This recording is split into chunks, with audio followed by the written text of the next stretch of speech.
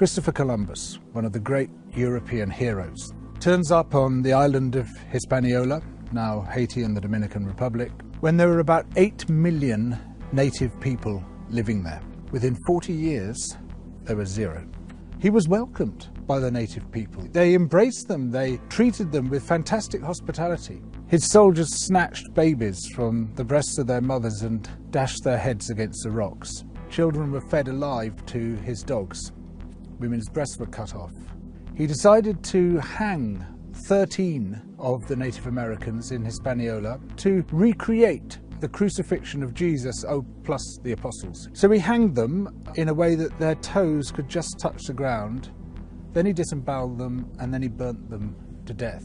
It's true that the majority of people died there of disease. Disease is introduced by the Europeans unwittingly, but many others were driven to death through overwork, direct murder, through starvation as their resources were taken away. Columbus insisted that everybody bring him a certain amount of gold, and those who failed to do so had their hands cut off. What he did there set the pattern for the genocidal extermination of almost all the Native American peoples. 100 million before Columbus made landfall. By the 19th century, that had come down to less than 1 million across the Americas. And this genocidal project was not just a byproduct of European colonization. It was a deliberate effort, an effort overtly endorsed by such revered figures as George Washington and Thomas Jefferson, who wrote about the necessity of wiping out Native American peoples.